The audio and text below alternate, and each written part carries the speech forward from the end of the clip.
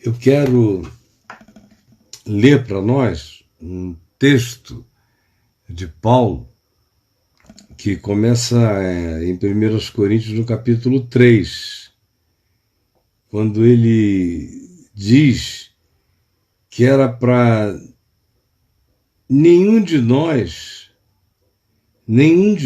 ficar achando que quem quer que fosse e que trouxesse uma palavra especial era a própria pessoa alguma coisa. E ele diz, baixem o facho, tudo vem de Deus. Portanto, ninguém se glorie nos homens. Não se glorie nos homens. Ontem eu falei sobre ter luz própria para conseguir andar sozinho na escuridão da noite, quando o noivo chegar, quando ele vier para nós ou quando a gente for para ele. E aqui Paulo diz, ninguém se glorie nos homens, ninguém confie nos homens como se os homens fossem alguma coisa. Os homens continuam a ser só os homens. Ninguém se glorie nos homens, porque na realidade tudo é vosso, tudo é de vocês, Paulo diz. Não tem nada que alguém tenha que você não possa ter também. E ele está falando não de materialidades, de propriedades, de bens, de posses. Ele está falando de tesouros interiores, de riquezas do coração, de como a gente pode desenvolver a salvação, desenvolver a consciência, desenvolver a pacificação, desenvolver o entendimento da palavra em nós, desenvolver a compreensão, o discernimento, crescer em sabedoria, em graça, em percepção diante de Deus e diante dos homens. Esse é o chamado. Quando ele diz tudo é vosso para nós aqui neste mundo, ele já está falando inicialmente desse tipo de expansão e de consciência, de saber qual é o sentido da nossa vocação, que nós somos chamados para nos tornarmos semelhantes a Jesus. Enquanto seguimos ele aqui, somos Jesuses. Para isso é que ele diz, se você quiser ser meu discípulo, aprender comigo a minha disciplina, o meu caminho, praticar para conhecer, venha e siga-me. Isso é seguir, isso é estar nele e andar nele, estar nele e andar nele, aí sendo transformado por ele no presente, até nós sermos transformados nele como Cristo de Deus glorificado. E aí nós nos tornaremos semelhantes a ele. O plano disso, o Deus que nos fez a sua imagem e semelhança, nos leva e nos reconduz à plenitude da sua semelhança, que é Cristo Jesus, que é a imagem do Deus invisível, a expressão exata do ser de Deus. Então, eu sou levado nessa direção, eu perdi isso. Eu perdi o caminho da evolução sublime e parei no meu processo de evolução animal. Quando eu dei o salto para a consciência, o salto do espírito, o salto da eternidade, o salto do eu pleno, o salto do autoconhecimento, o salto de se enxergar e enxergar o que existe fora e o que existe dentro, com possibilidades e dotações extrasensoriais de também discernir o que seja invisível à nossa volta. Mas isso tudo foi tirado quando a gente escolheu cair para baixo mesmo. E mantivemos, muito do que nos foi dado continua em nós, mas reduzido. A gente vê pelo nosso cérebro, que está reduzido a 8%, 10%, eventualmente, da capacidade toda dele. Nós somos seres reduzidos. Mas Paulo diz, tudo é vosso. E vocês querem se reduzir mais ainda, ficar limitados a homens? Não, cresçam. Tenham luz própria, como aquelas virgens que eu falei ontem, que levaram azeite, que tinham para continuar a viagem. Cada um de nós tem que ter isso para nós mesmos, para não dependermos de ninguém, para caminharmos com as próprias pernas. Tudo é vosso. Tudo é vosso. A expansão é total, o conhecimento é pleno. Tudo é vosso. Por exemplo, Paulo está aqui, disponibilizado para ser compreendido. Apolo, Pedro, bastante exposto para ser compreendido. Aí ele diz, o mundo é vosso, o cosmos. Ele está falando de tudo quanto se possa conhecer pela percepção e pela compreensão científica. O mundo, o cosmos, é vosso. A vida é vossa, para ser vivida e para ser compreendida. A vida mental, a vida psíquica, a vida neural, a vida orgânica, a vida como relacionamento, a vida como sociedade, a vida como evolução da civilização, a vida, toda ela em qualquer dimensão do que seja vida, é vossa. Seja a morte parou de matar. A morte é só um portal.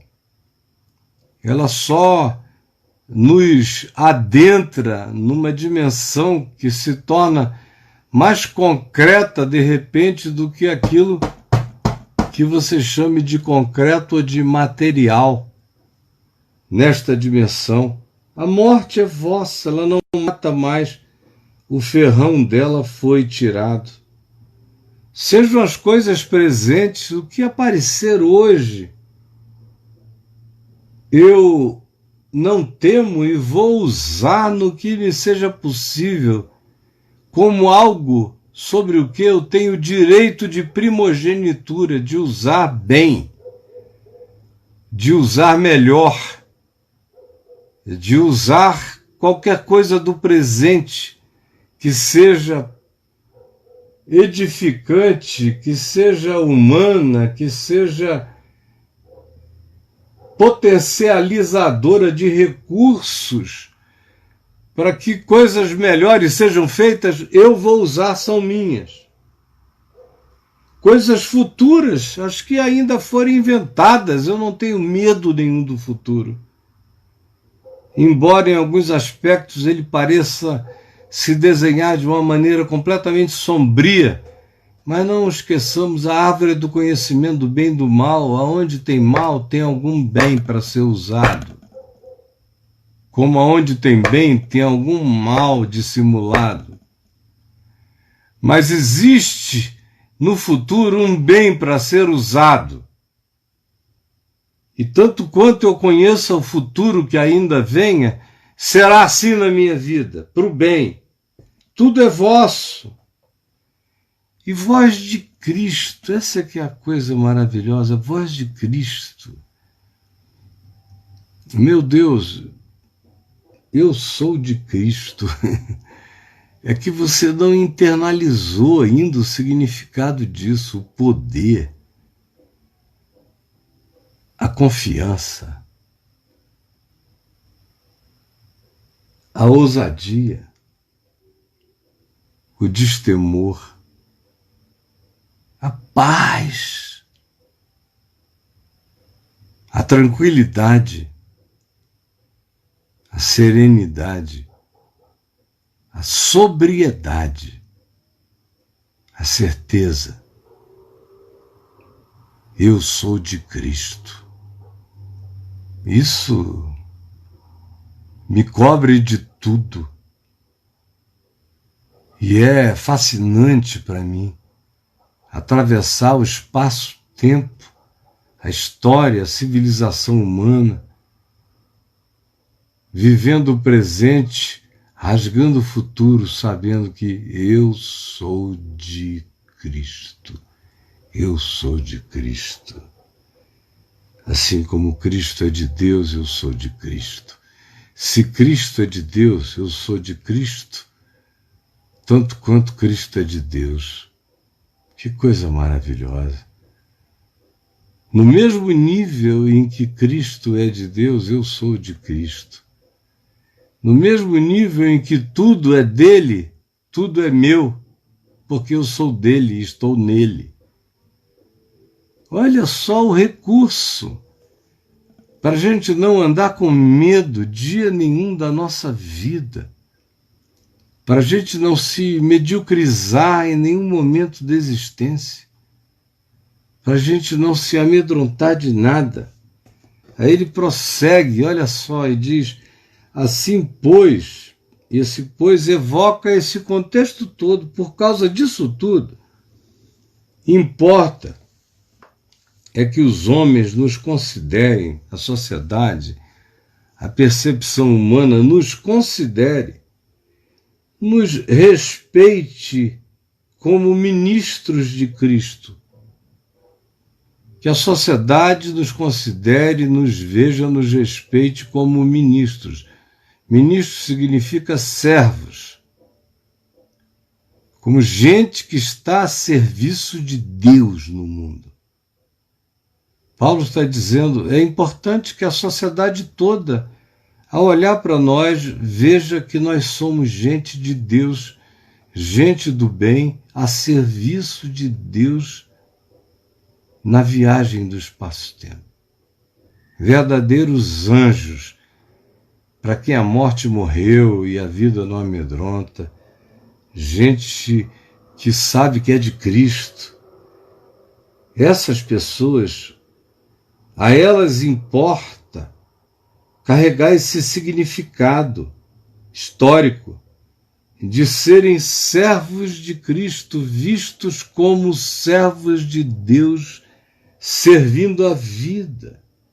E mais, é importante que essas pessoas sejam vistas como dispenseiros dos mistérios de Deus. O que é isso? O que é isso? De um lado, importa que os homens olhem para mim e digam, ali tem um cara do bem. Ali tem uma pessoa que veio a este mundo para servir a Deus, servir a Cristo, servindo ao próximo, servindo aos homens, servindo à humanidade. Está ali ele, no lugar onde ele está, onde a mão dele pega, ele está servindo a Deus, é um ministro, é servo. De outro lado, é dispenseiro dos mistérios de Deus. Não é alguém que está aqui para ficar inventando coisas sobre Deus. O que para Paulo, não para um pregador de algum lugar muito emocional e histriônico e gritalhão, se diga, não. Eu estou falando do que para Paulo, no primeiro século, significava ser dispenseiro dos mistérios de Deus. Para nós hoje aqui seria alguém que inventasse palavras, doutrinas, modas novas, revelações novas, coisas que Deus falou hoje de manhã. Seriam esses caras de produção abundante, do gabinete da fantasia, produzindo mistérios de Deus. Não. No primeiro século, para Paulo, mistérios de Deus era o Evangelho, que tinha ficado, ele diz aos Efésios, que tinha ficado guardado, não discernido durante os aeões e os séculos, até que foi revelado na plenitude dos tempos por Jesus. Esse é o mistério outrora oculto e agora revelado. É o Evangelho, é Cristo. Cristo é o Evangelho é Cristo, é Jesus. Então, ele diz, importa que os homens nos considerem como gente que entrega por inteiro o mistério de Deus. Dispenseiros é o cara que cuida da entrega, cuida do silo ou do galpão dos víveres,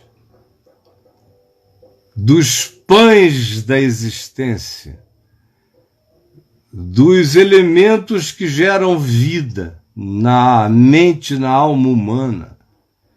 E lembre de uma coisa, o primeiro texto cristão escrito do Novo Testamento foi a primeira carta de Paulo aos Tessalonicenses. Então não havia ainda evangelho nenhum escrito. Quando Paulo disse essas coisas que estão nas cartas, as cartas de Paulo, quase todas elas, precederam os evangelhos de Marcos, Mateus, Lucas e João. Então ele não estava podendo dizer, como diz o Evangelho de Marcos, ou nenhum dos evangelhos. Para ser um bom dispenseiro dos mistérios de Deus, o cara tinha que guardar na mente, na memória e no coração o Evangelho todo sem falsificação. Tanto da narrativa do que aconteceu, da história, tanto quanto do significado de cada coisa que Jesus disse, tanto quanto daquilo que foi palavra e profecia de Jesus acerca do que viria, tanto quanto tinha a ver com o sentido do que Jesus ensinou sobre a sua cruz e a sua ressurreição. Era isso que um bom dispenseiro tinha que saber. Ele tinha que saber dizer como Jesus mandou viver. Ele tinha que saber dizer o que aconteceu de fato na história e na narrativa de Jesus.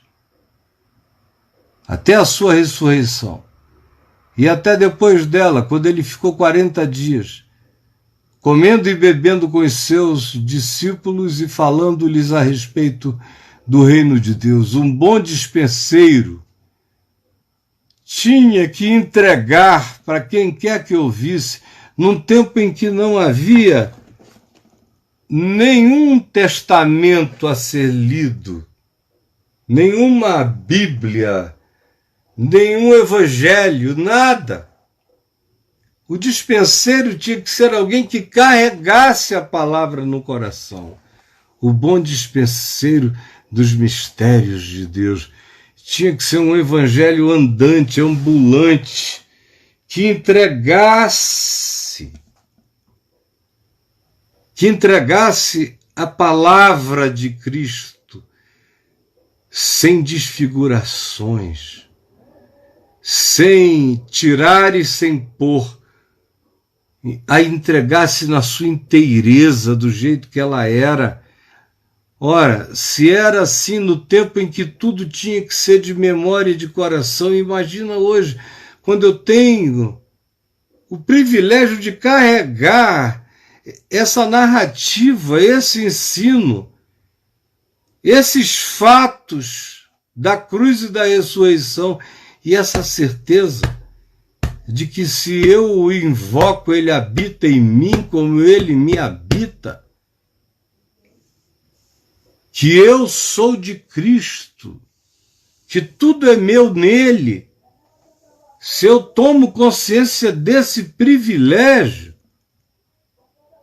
E se eu, de fato, carrego isso em mim com integridade e compartilho isso com todos os homens, é necessário que, portanto, eu seja considerado como alguém que não entrega falsificações do Evangelho. É necessário que eu, Caio, seja considerado por todos os que me ouvem como um verdadeiro entregador do Evangelho, dispenseiro dos mistérios de Deus, da sabedoria de Deus, sem falsificação de Jesus.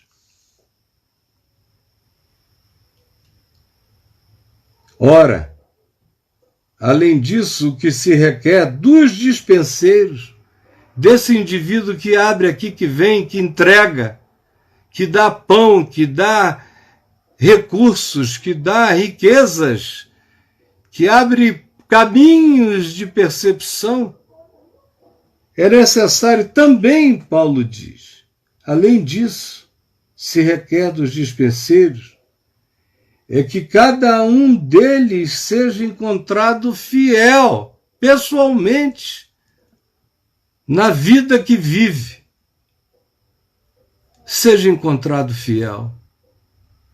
Se não destrói tudo, se o dispenseiro, além de ter que entregar com integridade e inteireza o que lhe foi dado para distribuir, além de necessariamente ter que ser considerado um servo do bem de Deus e de Cristo, se requer que ele seja fiel, que ele carregue caráter, que ele tenha compromisso, que ele tenha raiz, que seja profundo. E fiel também se vincula à fé, porque aonde há fidelidade à fé, e aonde há a verdadeira fé, segundo o Evangelho, aí há fidelidade. De modo que, tanto mais quanto haja a fé de raiz, tanto mais há fidelidade, tanto mais quanto haja fidelidade consciente, mais existe fé comprometida. É necessário. Isto é necessário. É necessário. Todavia, a mim, pouco se me dá de ser julgado por vocês ou por qualquer tribunal humano, nem eu tampouco fico me julgando a mim mesmo. Eu sou de Cristo, eu estou em Cristo, porque de nada, todavia, me argui a consciência, eu estou em paz, de nada. Não estou carregando o peso de nenhuma natureza. Contudo, nem por isso eu me dou por justificado segundo a minha própria justiça. Eu só me dou por justificado na fé. Na fé. Pela graça de Deus, por causa dessa indescritível e absurda graça de Deus que me cobre. Eu sou justificado, eu não me dou por justificado por mim mesmo, jamais me daria, seria loucura.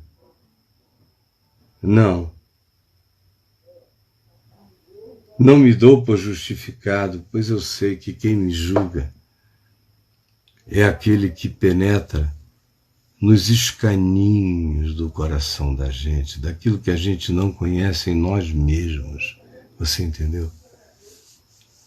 Meu Deus, eu sou um ignorante de mim mesmo, eu sei a ponta do meu iceberg um pouco mais, mas a eternidade me habita, você já imaginou? A eternidade me habita. Eu nunca penetrei. Por isso eu oro o Salmo 139, que diz: Senhor, tu me sondas e me conheces, tu sabes quando eu me assento, quando me levanto. De longe penetras os meus pensamentos e conheces todos os meus caminhos. Ainda a palavra não me chegou à boca e tu, Senhor, já a conheces toda. Tu me cercas por detrás e por diante, sobre mim pões a tua mão. Tal conhecimento é elevado demais para mim, é profundo demais para mim, é sobremodo elevado. Para onde me ausentarei do teu espírito? Para onde fugirei da tua face? Se eu subo aos céus, lá estás. Se eu faço a minha cama no mais profundo abismo, lá estás também. Se eu tomo as asas da alvorada e me detenho nos confins dos mares, ainda lá me haverá de guiar a tua mão e a tua destra me susterá. Se eu digo, com efeito, as trevas me encobrirão e a luz ao redor de mim se fará noite, até as próprias trevas não te serão escuras, pois para ti as trevas e a luz são a mesma coisa, pois tu formaste o meu interior, tu me teceste em toda a profundidade desde o seio da minha mãe. Tu me viste quando eu era uma substância ainda informe, um plasma, e no teu livro foram escritos todos os meus dias, cada um deles escrito e determinado, quando nenhum deles havia ainda. Ó Senhor, quão preciosos para mim são os teus pensamentos, como é grande a soma deles. Se eu os contasse, excedem aos grãos de areia do mundo da terra. Eu contaria, sem jamais chegar ao fim. Tomara, ó Deus, tu convertas todos os perversos. Tomara, ó Deus, a tua misericórdia salve todos aqueles que caminham em trevas. Sonda-me, ó Deus, e conhece o meu coração, prova-me, e conhece os meus pensamentos. Vê se há em mim algum caminho mau, e guia-me pelo caminho eterno. É aqui, eu não conheço ainda nem a mim mesmo, nem você. A gente não sabe nada de si próprio. A gente vive no meio de confusões, buscando ferramentas psicanalíticas, psicológicas, recursos diversos, porque a gente não se conhece. Se a gente se conhecesse e a gente descansasse e confiasse e se deixasse sarar pela psicologia perene da graça de Deus, pela fé, nós seríamos outras criaturas, outros seres humanos. Outra seria totalmente a nossa pacificação. Aí ele diz, nem eu tampouco julgo a mim mesmo, eu estou para além disso em Cristo. Nada me argui a consciência. Portanto, nada julgueis antes do tempo. Isso é lindo. Vocês não vão saber, vocês não sabem nem de vocês mesmos. Por que vocês não adiam os juízos finais de vocês? Por que vocês não param de perseguir certas pessoas com o juízo final? O porquê que vocês não param de perseguir a si mesmos em estado de arguição e de sentença culposa o dia inteiro, de neurose exacerbada e constante, crônica e crescente no ser? Por quê? Por quê? Por que vocês não param de julgar? Não julgueis nada antes do tempo. Aí ele diz quando é o tempo, até que venha o Senhor. Para ele está de modo imediato pensando na volta de Cristo, na parousia. Mas além de que ele está falando de modo imediato na parousia, ele também sabia que o Senhor vem muitas vezes, que o próprio Senhor veio para ele quando ele não estava esperando. Ele próprio sabia que o Senhor tem liberdade de vir quando queira, vir sem ser com todo o olho vendo, vir e se manifestar como bem entenda. Ele é livre. Quem conheceu a mente do Senhor? Quem o sondou? Para quem ele deu explicações? Paulo é quem diz isso, ele sabe disso. Ele sabe que além da volta do Senhor,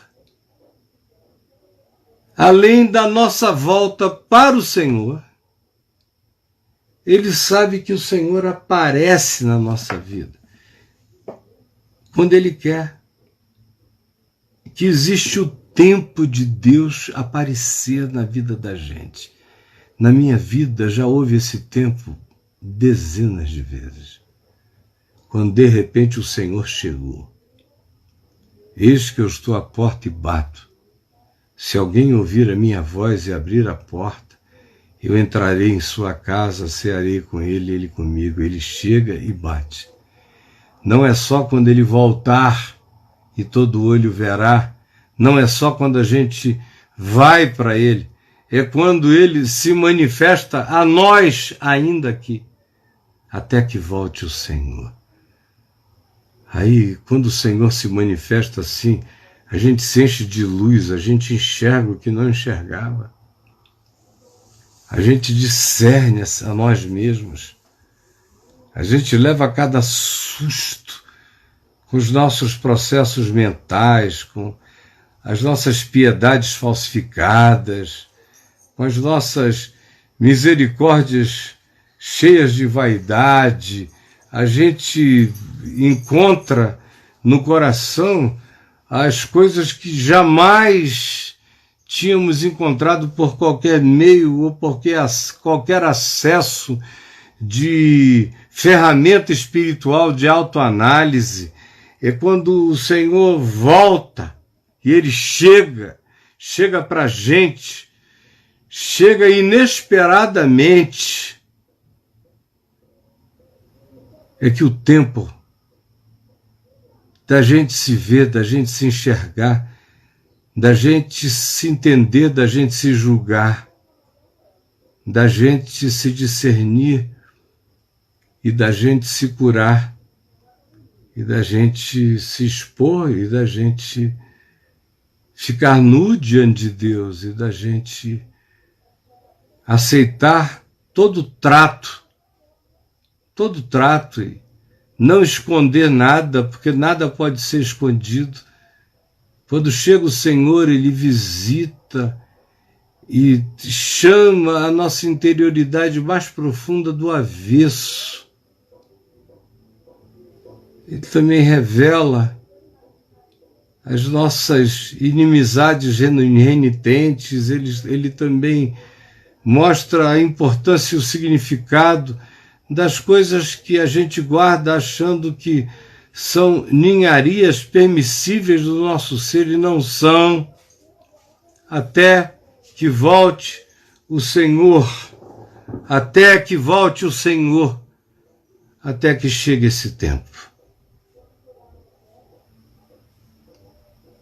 Até que venha o Senhor, o qual, presta atenção,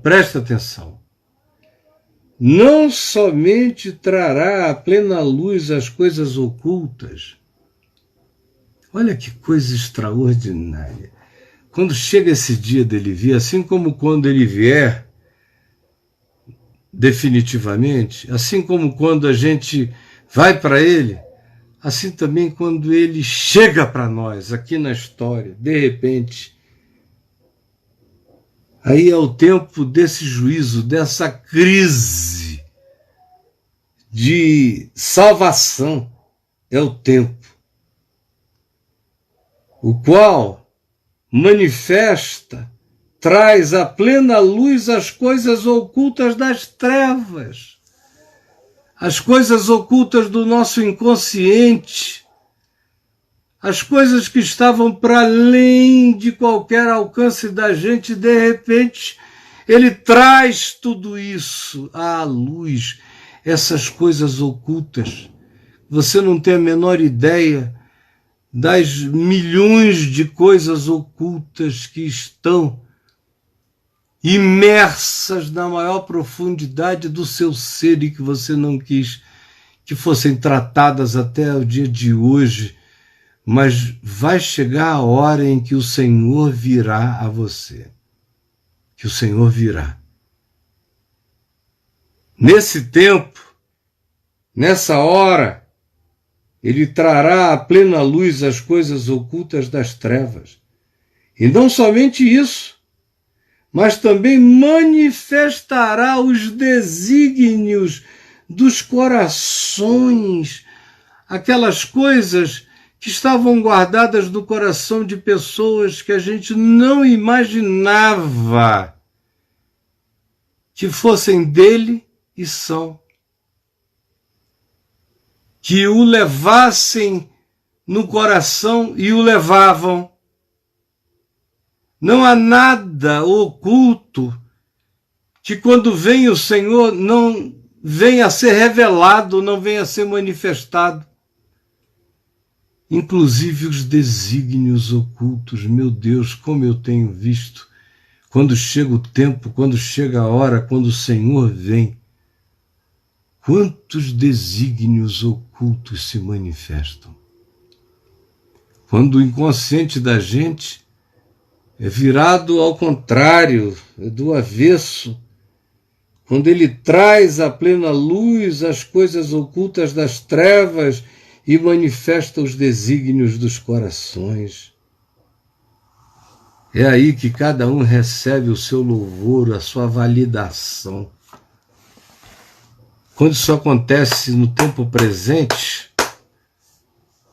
essa palavra louvor seria melhor entendida por validação.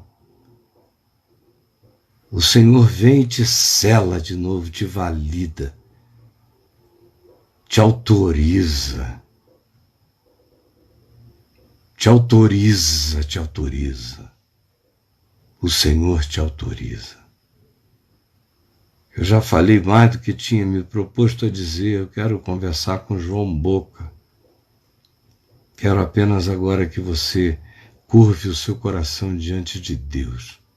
Senhor Jesus, que essa tua palavra tenha sido compreendida e que o poder transformador e revelador dela se manifeste e que tu rasgue os segredos, os véus dos corações. É o que eu te peço, em nome de Jesus. Amém e amém.